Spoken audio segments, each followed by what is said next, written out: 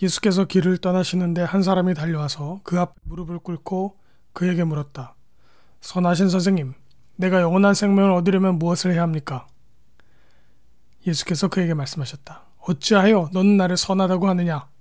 하나님 한 분밖에는 선한 분이 없다.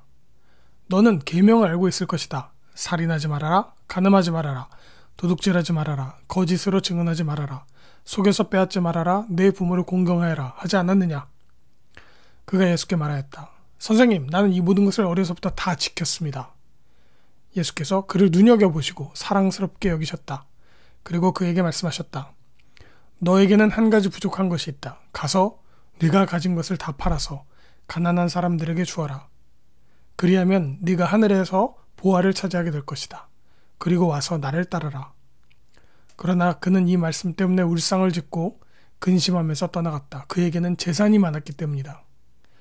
예수께서 둘러보시고 제자들에게 말씀하셨다. 재산을 가진 사람은 하나님의 나라에 들어가기가 참으로 어렵다. 제자들은 그의 말씀에 놀랐다. 예수께서 다시 그들에게 말씀하셨다. 이 사람들아, 하나님의 나라에 들어가기는 참으로 어렵다. 부자가 하나님의 나라에 들어가는 것보다 낙타가 바늘귀로 지나가는 것이 더 쉽다. 제자들은 더욱 놀라서 그렇다면 누가 구원을 받을 수 있겠는가 하고 서로 말하였다. 예수께서 그들을 눈여겨보시고 말씀하셨다. 사람에게는 불가능하나 하나님께는 그렇지 않다. 하나님께는 모든 일이 가능하다.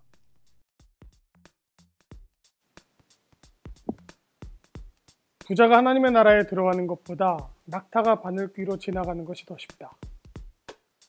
웬만큼 교회를 다녀본 사람들은 모두가 이 흥미로운 격언에 대해서 들어본 적이 있습니다. 이 격언을 들을 때마다 TV에서 나온 그 큰 낙타의 모습과 자그마한 바늘의 구멍을 생각하게 됩니다. 첨단 과학 기술로 낙타를 개미만큼 작게 만들거나 아니면 기네스북에 이름을 올리기 위해서 어마무시한 크기의 바늘을 만들지 않는 한 낙타는 바늘의 귀를 통과할 수 없습니다. 그러니까 부자는 더군다나 하늘나라에 가는 것은 불가능하다는 충격적인 말입니다.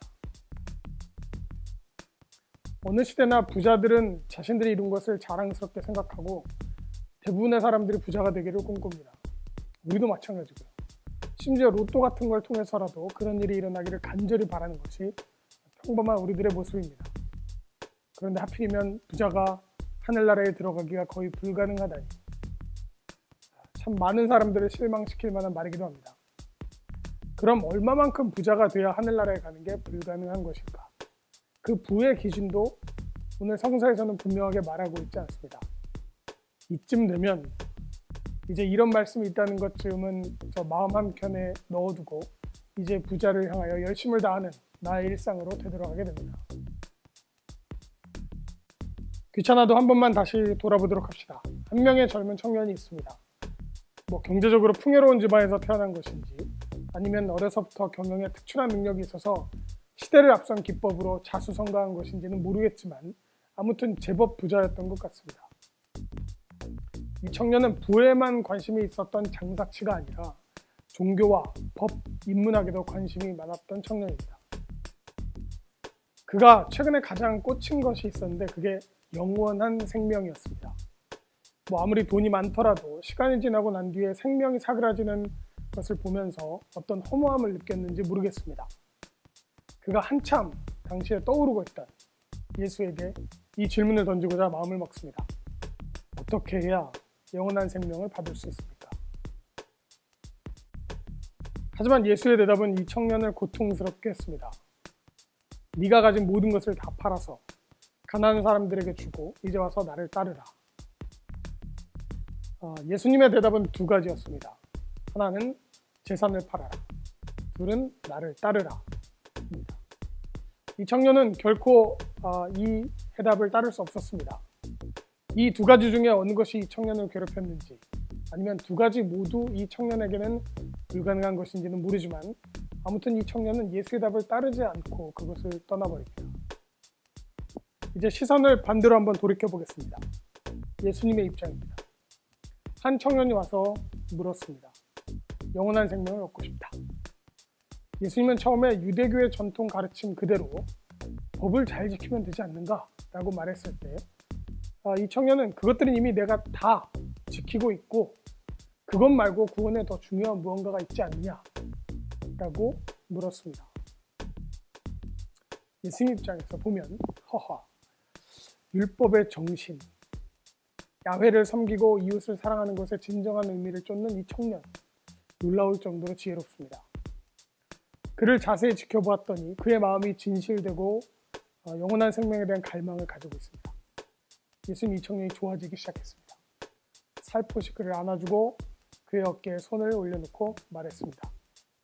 가서 네 재산을 다 팔아 기부하고 나에게 와서 나를 따르라. 그러면 영원한 생명이 너에게 주어질 것이다. 예수님은 이 청년의 미래에 기대감이 있었습니다. 결과적으로 예수님은 거절당합니다. 거절. 예수님의 구원의 제안이 보기 좋게 사람들 앞에서 거절당하였습니다. 아주 괜찮은 사람이었습니다. 좋은 집안에 교육도 잘 받고 하나님에 대한 탐구의 열정도 가득한 이 청년에게 예수님이 거절당하였습니다. 예수님도 다소 놀란 것 같습니다. 예수님 판단에 이 청년이 거절한 이유는 그가 가진 재산이 너무 많았기 때문이라고 생각했습니다. 예수님의 진짜 제안은 사실 두 번째인 자기를 따르라는 것이었습니다. 재산을 파는 것은 예수님을 따르는 것이 즐거운 이들이 자연스럽게 행하는 부수적인 것인데 그 청년에게는 예수를 따를 수는 있지만 재산을 팔 수는 없었습니다. 예수님의 제안이 청년의 재산을 이겨내지 못했습니다. 예수님이 졌습니다. 그리고 예수님이 말하죠. 부자가 하늘나라에 가는 건 정말 힘들구나. 사실 이 당시 문화에서 재산을 가진 사람이란 하나님으로부터 복을 많이 받은 사람이란 뜻입니다. 한 사람이 하나님의 법을 잘 배우고 지키고 또 예배에 잘 참여하고 헌금함으로써 의로운 사람이 되고 그 의로움의 대가로 재산이나 다산의 축복을 받는다고 믿었습니다. 또 구약의 하나님은 그렇게 약속하기도 했고요. 이 당시의 사람들 그리고 예수와 함께 있었던 제자들도 하나님 나라에 가장 가까운 사람들은 가장 많은 복을 받은 부자들이라고 생각했습니다. 그래서 예수님이 말한 부자가 하늘나라에 가는 게 힘들다 라는 말에 다들 깜짝 놀라게 됩니다. 아니 부자도 가기 어려우면 그럼 누가 하늘나라에 갈 수 있는가? 사람이 갈 수 있긴 한 건가? 이런 의구심을 갖게 된 것이죠.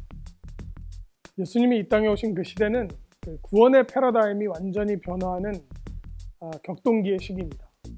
예수 이전까지의 구원은 법을 엄격히 지키는 사람들의 것이었습니다. 하나님이 이스라엘에게 준 토라라고 불리는 구약의 처음 5권에 가득히 들어있는 하나님의 법을 지키는 것이 구원의 길입니다. 그런데 이제 예수 그리스도가 이 땅에 왔습니다.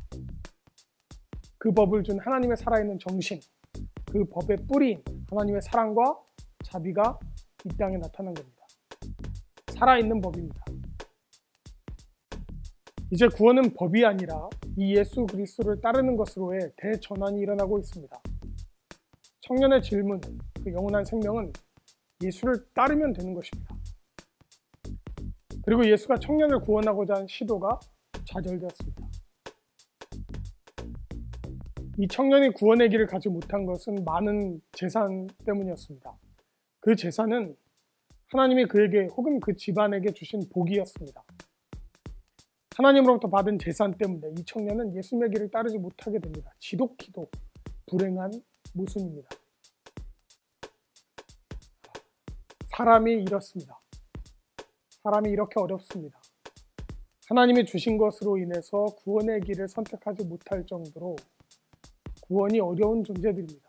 지독히도 이기적이고 끔찍히도 진리를 두려워합니다. 네, 생각해보면 구원이 이렇게도 어렵습니다. 예수님은 이다지도 어려운 인간들을 제자로 삼고 이 까다로운 존재들을 구원하고자 십자가의 길에 오르고 있습니다. 지금도 주님이 이 어려운 일을 하고 있습니다. 그래서 하나님 없이는 이 구원이 불가능하다는 말이 절실히 느껴집니다. 사람이 하늘나라에 가는 건 거의 불가능하다.